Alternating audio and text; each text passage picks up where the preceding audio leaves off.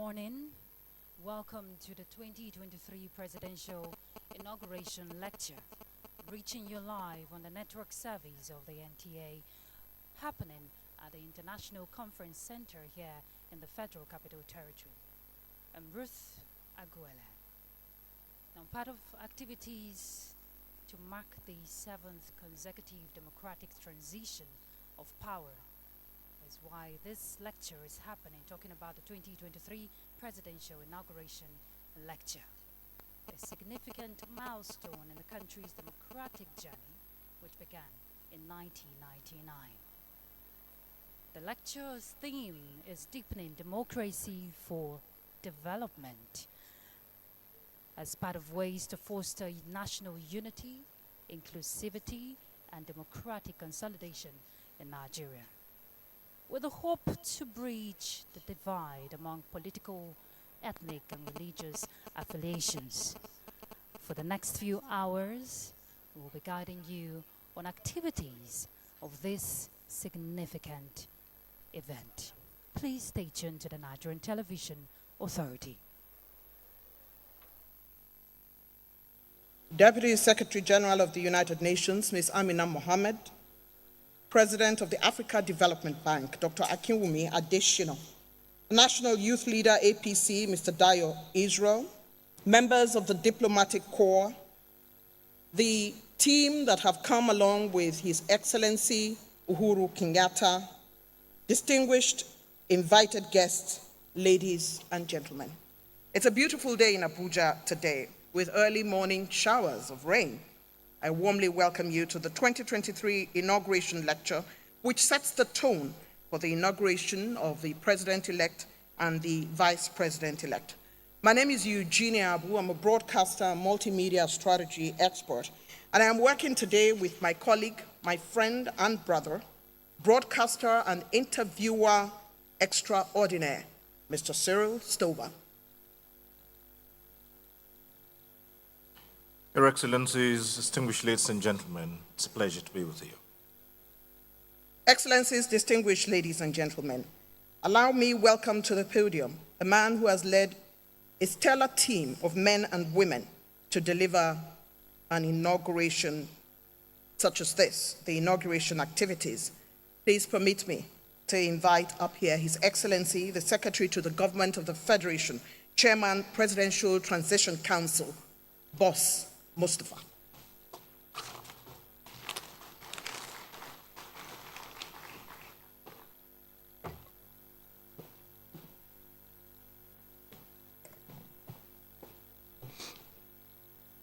Your Excellency,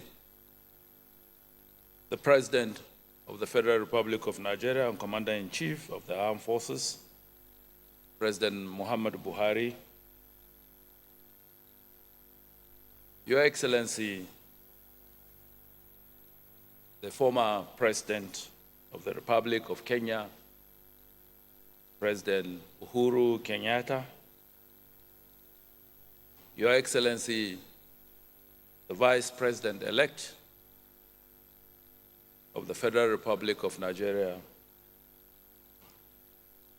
Kashim Shettima, GCON, the Deputy Speaker of the House of Representatives, members of the Federal Executive Council here present, the National Chairman of the All Progressive Congress and all members of the Executive Committee, Your Royal Highness, the Sultan of Sokoto, who is a contributor at this inauguration lecture, the Catholic Bishop of Sokoto, Bishop Matthew Kuka, the President of the African Development Bank, Dr. Akinwumi Adesina, and the youth leader of the APC, permanent secretaries, Royal Highnesses, distinguished ladies and gentlemen of the press.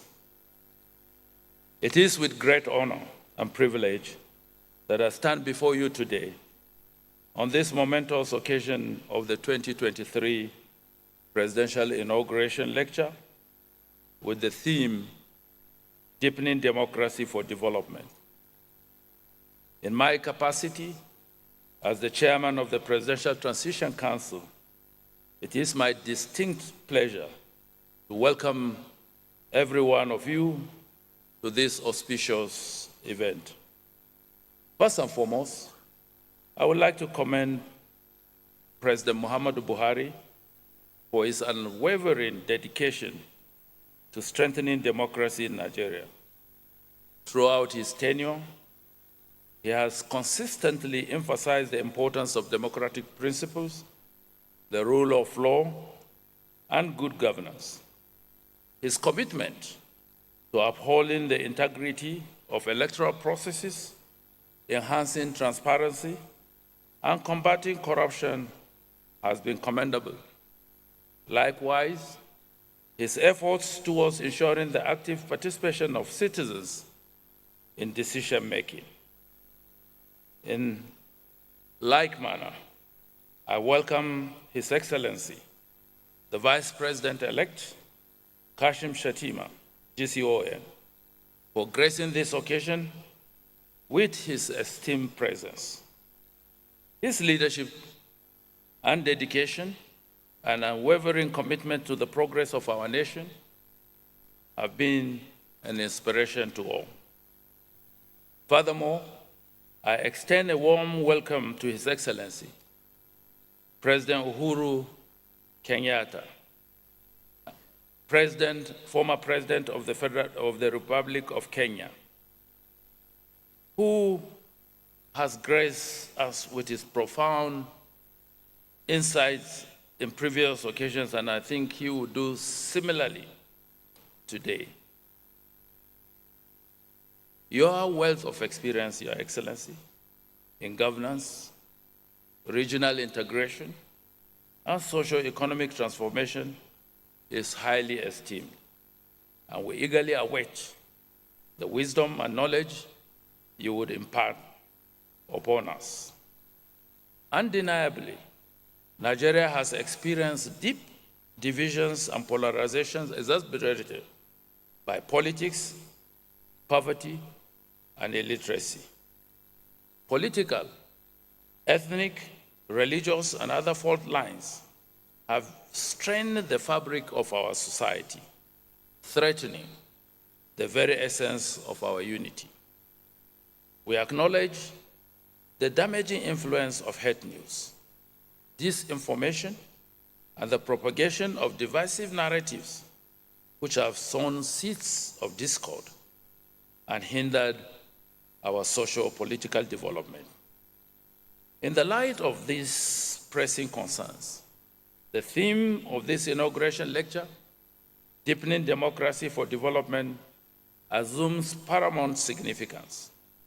It is our firm belief that by embracing this theme, we can transcend the existing fault lines and foster a renewed sense of common purpose, understanding, and shared responsibility among Nigerians. The profound significance of this lecture lies in its power to illuminate the path we must continue to traverse as a nation, deepen our democratic values, and unlock the full potential of our developmental aspirations. It is an occasion that calls for introspection, evaluation, and concerted efforts to strengthen our democratic institutions, practices, and processes. This gathering represents the essence of our collective aspirations as we come together to discuss and reflect upon the path we have traversed and the road that lies ahead. The 2023 Presidential Inauguration Lecture serves as a platform for dialogue and enlightenment and the sharing of ideas, all aimed at fostering the growth and development of our beloved nation. Today's program of events encompasses a wide array of topics that are pivotal to the progress and unity of our nation, from deepening democracy for development and integration to religious tolerance, economic growth, security, and youth inclusiveness. We have deliberately chosen these themes to provoke thoughtful conversations and generate actionable solutions. Through robust discussions and engagement, we hope to foster a collective vision for a better Nigeria. We are therefore honored to have in our midst an illustrious lineup of speakers, each a visionary in their respective fields, who have graciously accepted our invitation to share their wisdom and insight. As I mentioned earlier, we are privileged to have the former President of Kenya, His Excellency Uhuru Kenyatta, as our keynote speaker, who brings with him a wealth of experience and a profound understanding of the complex dynamics between democracy and development. We are equally delighted to have the esteemed Sultan of Sokoto, His Eminence, Muhammad Saad Abubakar III, CFR, MNI, and the Most Reverend Bishop Matthew Hassan Kuka, the Bishop of the Catholic Diocese of Sokoto, who will enlighten us on the crucial topics of religious tolerance and inclusiveness. Their words will serve as beacons of light, guiding us towards uniting a harmonious society where all Nigerians can coexist peacefully, regardless of their religious affiliations. Furthermore, we are honored to have Dr. Akinwumi Adeyeye, CON, the President of the African Development Bank, who will share his invaluable insights on further strengthening of our economy during the Tinubu years. His expertise and guidance will undoubtedly foster or steer us toward enhanced sustainable economic growth and prosperity. We are also privileged to have Ms. Amina Mohammed, GCON, Deputy Secretary General of the United Nations, who through a recorded message will be sharing her deep understanding of the intersectionality between security and development. She will shed light on the path to achieving a secured and prosperous Nigeria. And finally, we have the youthful and esteemed Dio Israel, the national youth leader of the All Progressive Congress, who will emphasize the critical importance of youth inclusiveness in governance. His perspective will remind us of the immense potential that lies within our vibrant youth population and the need to improve them or empower them as catalysts for positive change. In conclusion, let us approach this inauguration lecture with open hearts and open minds, ready to embrace the wisdom shared by our esteemed speakers. May their insight ignite our imaginations, challenge our perspectives, and spur us to take bold and decisive actions that deepen our democracy and accelerate our journey towards sustainable development.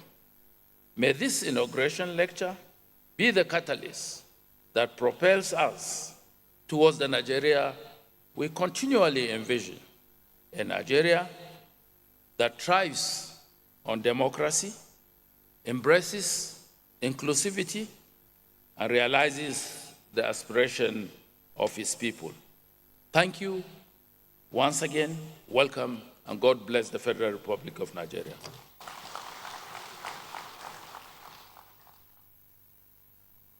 Secretary to the Government of the Federation there was Mustafa, and Chairman of the Presidential Transition Council, speaking on the importance of strengthening democratic values for the prosperity of the nation. If we recall, the theme for the 29th May inauguration ceremony is Nigeria Better Together. Now, no better time to demonstrate the essence of being united as a people through peaceful coexistence as Nigerians await the beginning of a new era. another 4 years of democratic governance come May 29th. Very shortly, we'll be having the lecture from the former president of Kenya, Uhuru Kenyatta, with the theme Deepening Democracy for Development. Kenyatta, CGH, is the fourth president of the Republic of Kenya. He served as president for 2 terms between 2013 and 2022. He had previously served as a member of parliament, leader of the opposition, minister for local government, deputy prime minister, and minister of finance. Former President Kenyatta's presidency was underpinned by a commitment to economic and social transformation. Now, part of the essence of this inaugural lecture, talking about the 2023 presidential inauguration lecture, will focus on ways to bridge division, promote inclusivity, strengthen the economy, address security challenges, and empower the youth. These are some of the key areas the keynote speaker will be, touching on, talking about former President Uhuru Kenyatta, whose profile has been read out now. Constitution in 2010, His Excellency Kenyatta presided over the rolling out of an ambitious program to restructure the Kenyan state, involving large-scale political, fiscal, and administrative decentralization. During his last term, His Excellency Kenyatta was chair of the African Union Peace and Security Council and the Summit of East Africa Community Heads of State. In addition, he was the chair of the African Leaders Malaria Alliance, a coalition of African Union heads of state and government to drive accountability and action for results against malaria. He also served as the president in office of the Organization of the African, Caribbean, and Pacific States, comprising 79 African, Caribbean, and Pacific states. In addition, he is still serving as a member of the high-level panel for sustainable ocean economy, a unique initiative of 14 serving world leaders to build momentum towards a sustainable ocean economy. While still in power, His Excellency Kenyatta served as a global leader for the Young People's Agenda under the UN-led Generation Unlimited Initiative, Gen-U, which seeks to ensure that by 2030, all young persons aged 10 to 24 are in school, training, or employment. In July 2022, before his retirement from the presidency, the former president was endorsed as Global Champion for Africa Adaptation Acceleration Program by world leaders. All the regional level and at the regional level, former President Kenyatta championed regional integration, intra-Africa trade, and a more vital role of the African continent on the global stage. In addition, he was at the forefront of promoting peace and security efforts in the region. Following his retirement from presidency in August 2022, His Excellency Kenyatta was appointed as the East Africa Community Facilitator of the Nairobi Process Inter-Congolese consultations aimed at restoring peace, security, and stability in the eastern part of the Democratic Republic of Congo. The former president also serves as a special envoy for the Horn of Africa and Great Lakes region, alongside 3 other mediators appointed to spearhead the Ethiopia-Tigray AU-led peace talks. Your Excellency, distinguished ladies and gentlemen, let me at this point humbly invite His Excellency Uhuru Kenyatta, CGH, the keynote speaker at today's inauguration lecture, to now deliver his lecture. Your Excellency.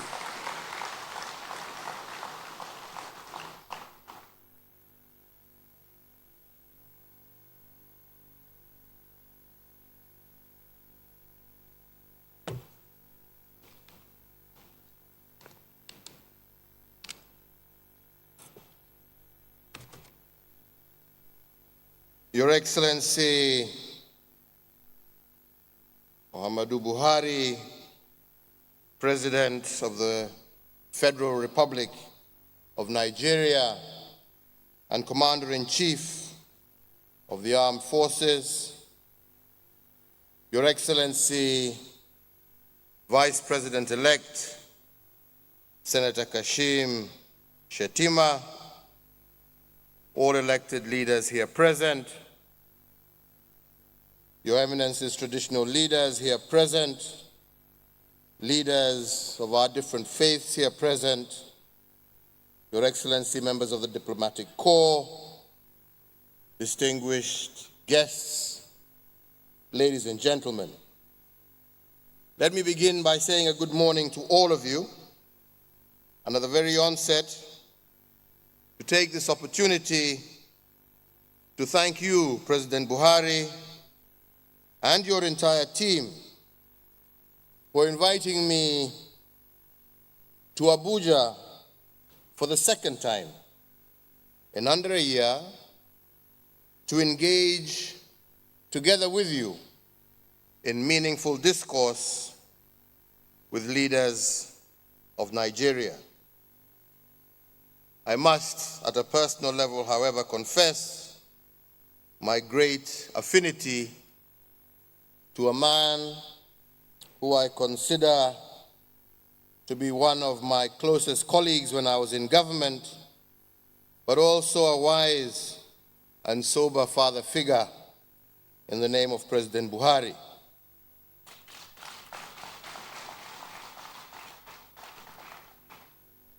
Indeed, as a son who retired before the father, I look forward to welcoming you to the very exclusive club of former African presidents, a club that remains exclusive because it only admits members who have willingly retired from office.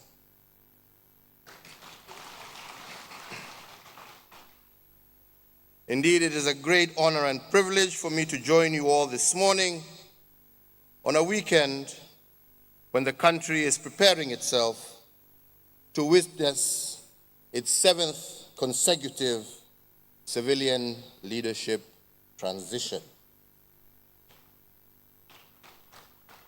Your Excellencies, this is not a moment to be taken for granted.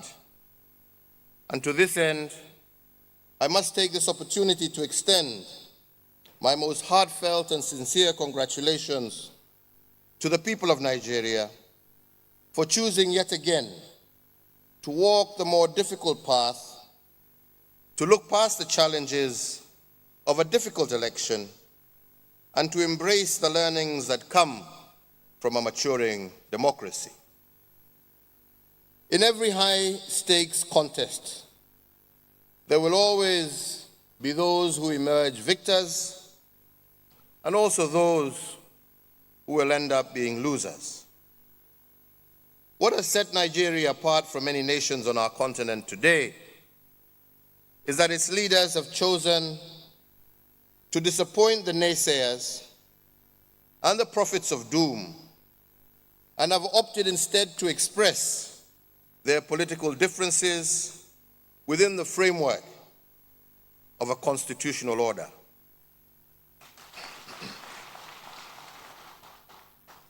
This is not an easy thing to do when there are many other ways and means to express dissatisfaction, methods that could easily trigger civil unrest, lead to loss of life, and cause irreparable harm to your nationhood.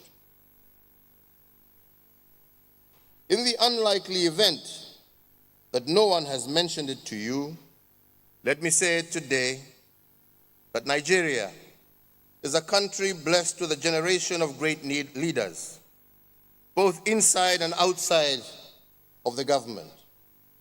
Be they in Aso Rock, in Lagos, or Anambra, I salute you all for steering the nation peacefully up to this milestone moment. Your Excellencies, ladies and gentlemen, I was invited here to speak on the topic of deepening democracy for development, a subject that remains close to my heart and it is my hope that you shall permit me to speak freely and to say things as they are, so that you can glean the most from my own experiences and observations as a former head of state. Experiences that not only celebrate success, but that equally acknowledges challenges. And I want to speak to you not as a Kenyan speaking to Nigerians, but as one African speaking to fellow Africans.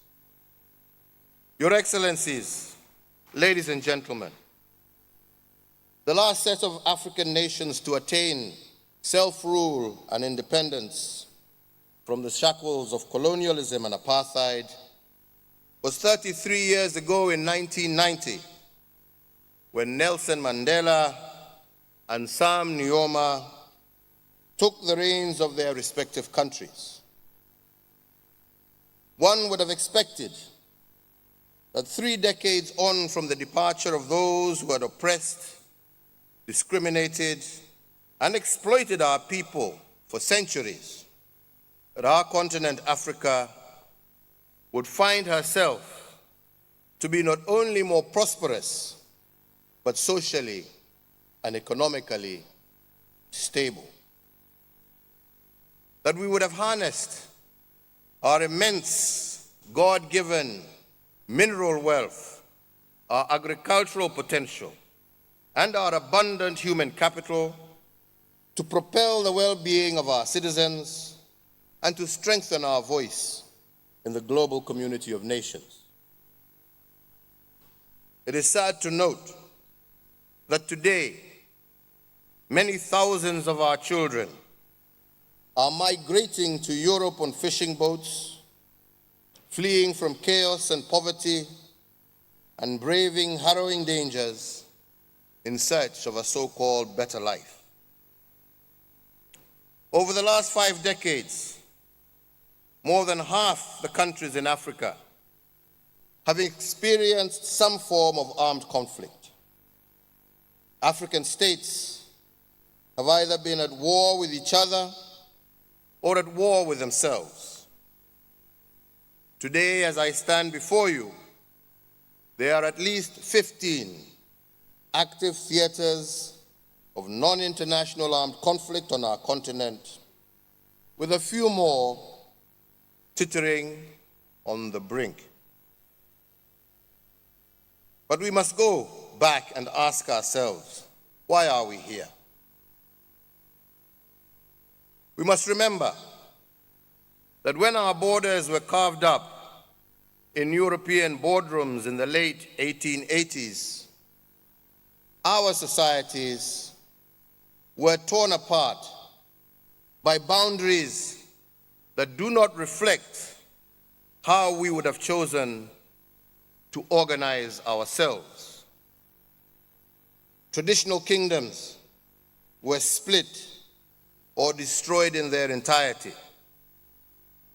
Those who shared common languages and other fraternal bonds found themselves on different sides of arbitrary borders. And in some cases, the colonialists imposed one community to superintend over others as part of their divide and rule strategy that would allow them to govern indirectly.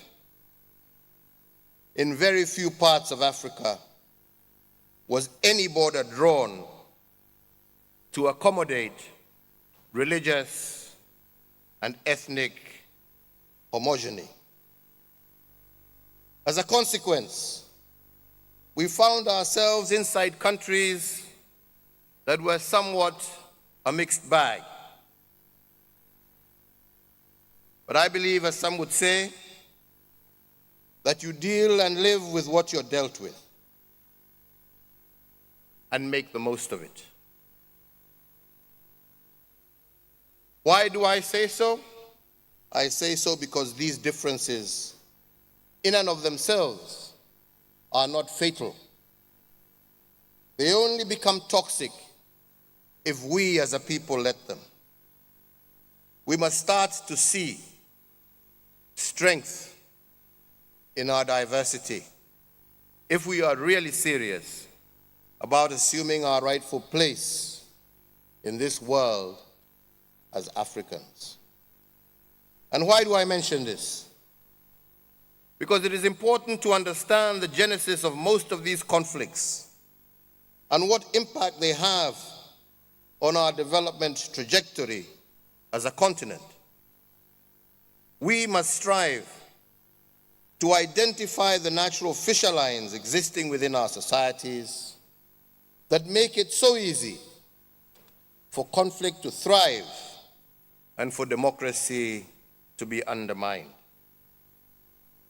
Against this backdrop, we can drill down to what I feel and believe are the three fundamental issues that are so easily weaponized to the detriment of our democratic growth. The first of these is negative ethnicity or tribalism, followed by religion, and lastly, economic greed.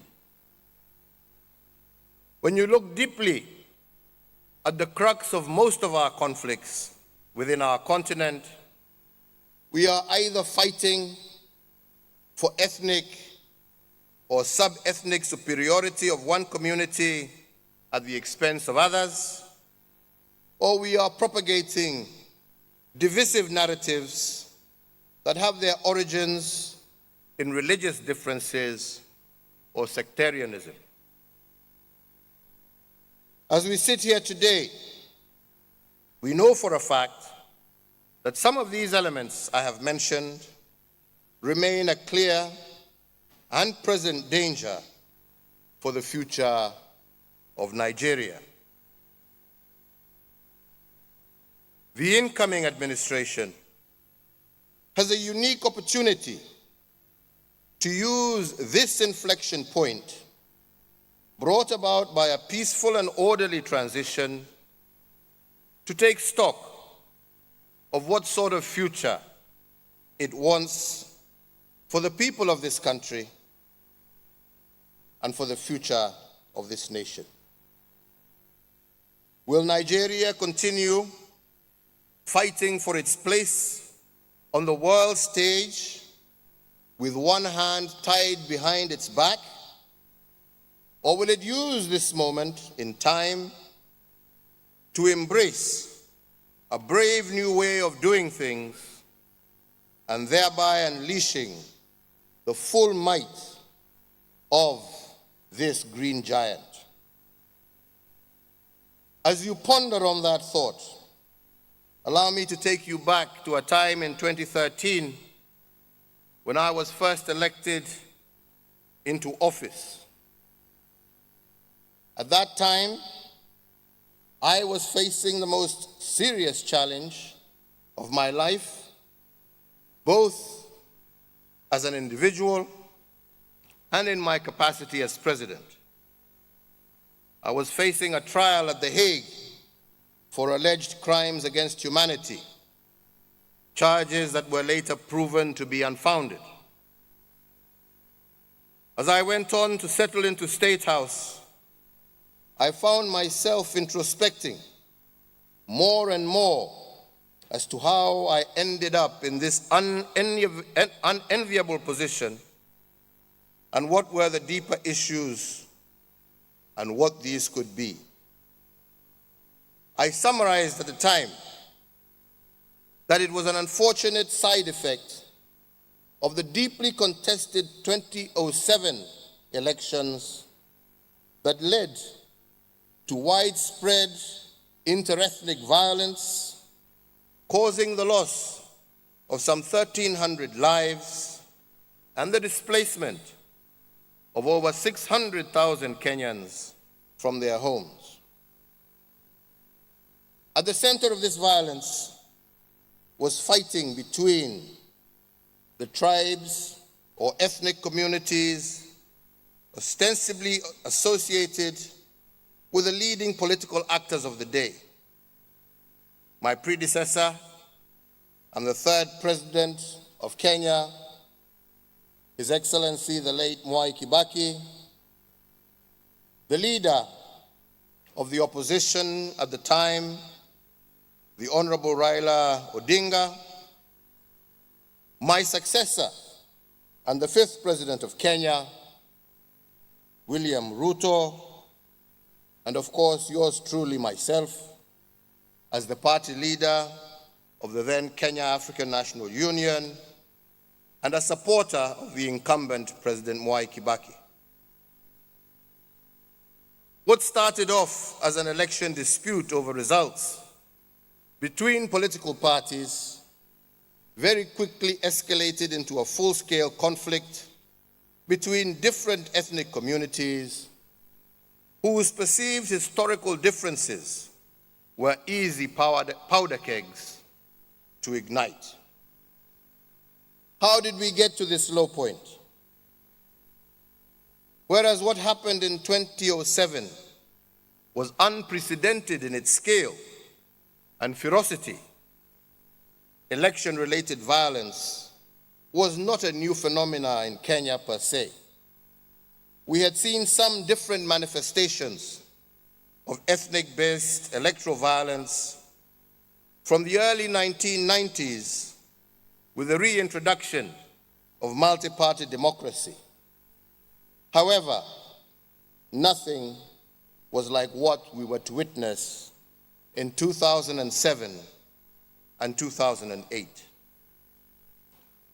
With a country of 43 distinct ethnic communities, having been led exclusively by 2 tribes from independence, we had always found a way to gloss over the issues of negative ethnicity, hoping that by ignoring the issue, it would somehow sort itself out. Nothing could have been further from the truth. In fact, in the year 2002, after what many say was Kenya's first truly democratic multi-party elections, a new government was ushered in that raised the expectation of the citizenry. Hopes were high that equitable development, economic uplift would impact the lives of every Kenyan without discrimination. During this brief honeymoon phase, the country's economy boomed, with Kenya posting a real GDP growth rate of 6.9% at the close of 2007. However, trouble was brewing, and the coalition in power started to strain at the seams. The feeling that electoral promises on the distribution of political power among different communities were not being honored all came to the fore.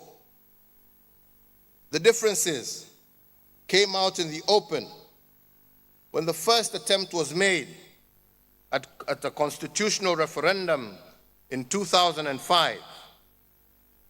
The government-sponsored referendum bill was resoundingly rejected by we who were in the opposition, and unfortunately the stage set for a monumental fight in the run-up to the 2007 election. When the election came round, it seemed that the perfect trifecta had formed. The inequalities in development became more and more difficult to ignore. The feelings of some communities that they had been excluded from the national agenda or outrightly subjugated by the government of the day was palpable. All that was needed to ignite the situation was a closely contested election. And when that came, the tinderbox was lit. The rest, as we say, is history, and unfortunately the start of one of the darkest moments in Kenya's independent era. When the dust had settled, Kenya thereafter was to experience its most profound constitutional moment yet. The fear of a return to violence created the much-needed environment for constitutional reforms that would transform the system of governance from that of a powerful central government to that of a devolved system of governance. The premise of the reforms was to find a way to guarantee equitable distribution of development across the entire country as a matter of right and not by dint of any political privilege.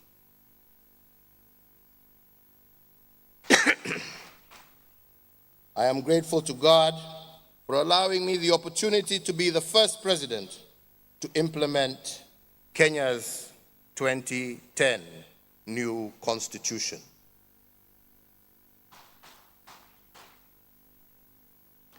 However, that said, the years following the passage of this historic new constitution, the underlying issues around ethnic inclusion at the national level did not fade away.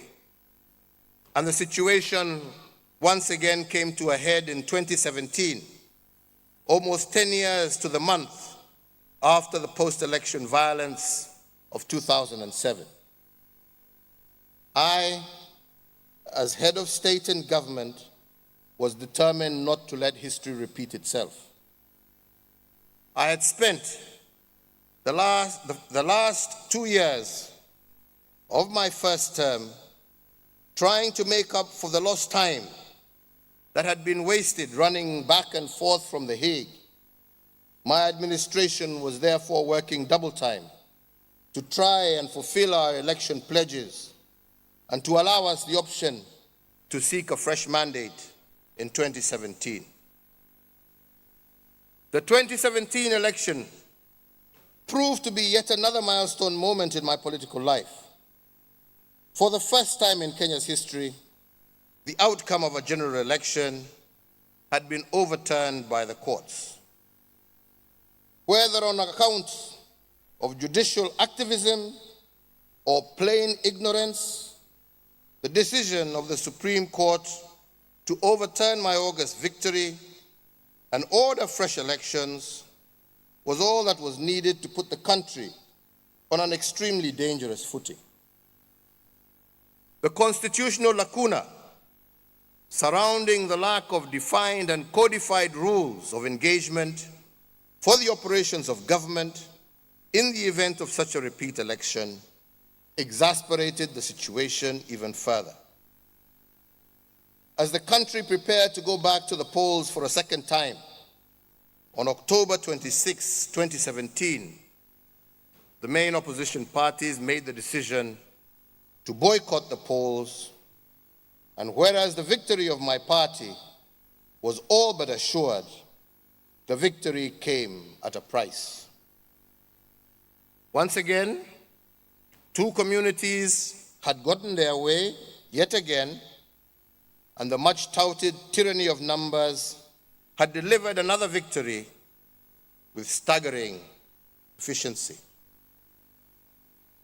Indeed, the intelligence reports in the days and weeks after the election and my subsequent inauguration pointed towards growing intercommunal and inter-ethnic unrest, more so in some hotspots, particularly in the mass urban settlements of Nairobi and in our lakeside region of our country. Our security services adopted a containment posture and did their best in preventing the situation from escalating. And as I was getting my daily updates, I was reassured that normalcy would be restored, and indeed it was. However, ladies and gentlemen, as it has been said by leaders across the world, peace is not informed purely by the absence of conflict. By the time Christmas of 2017 was approaching, it became clear to me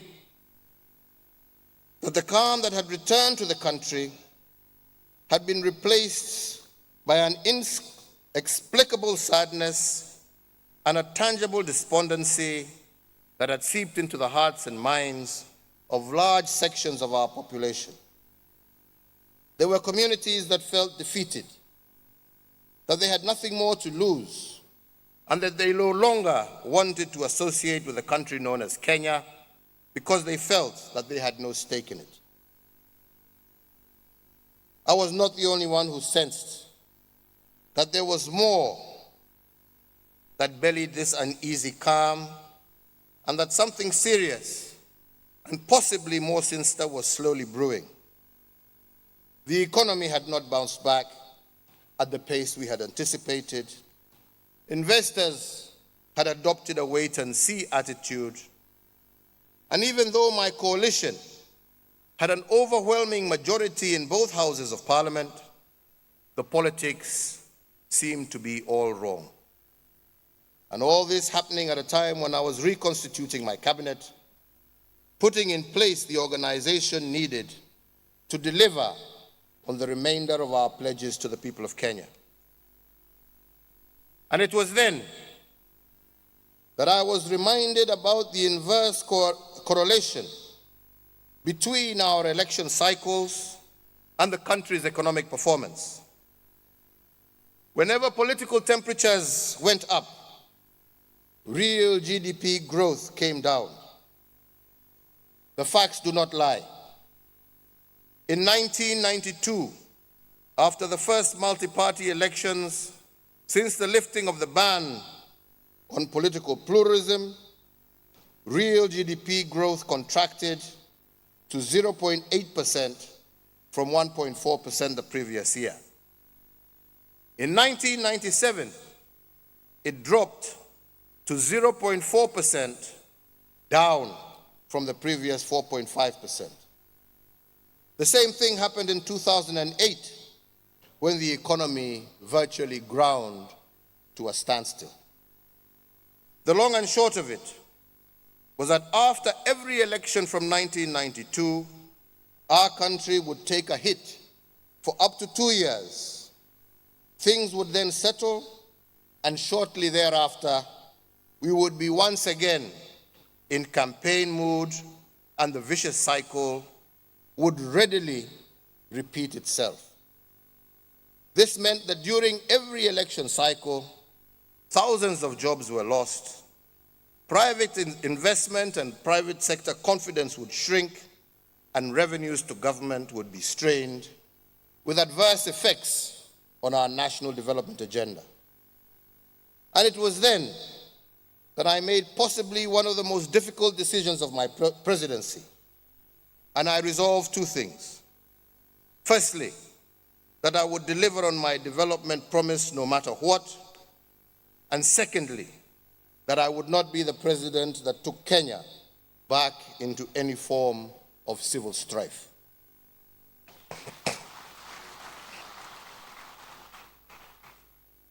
Your Excellencies, ladies and gentlemen, it was not weakness that led me to seek out the leader of the opposition at the time, the Right Honorable Raila Odinga.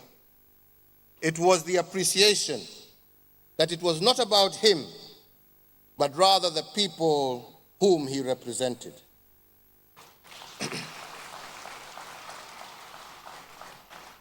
The millions who felt excluded and marginalized by our brand of politics and the imperfections of our democracy. The things that we discussed in the days that followed, and which culminated on the 9th of March 2018 in what we Kenyans commonly refer to as a handshake, are the subject of another lecture. Suffice it to say that on that day, our country, Kenya, exhaled a breath of fresh air and freedom.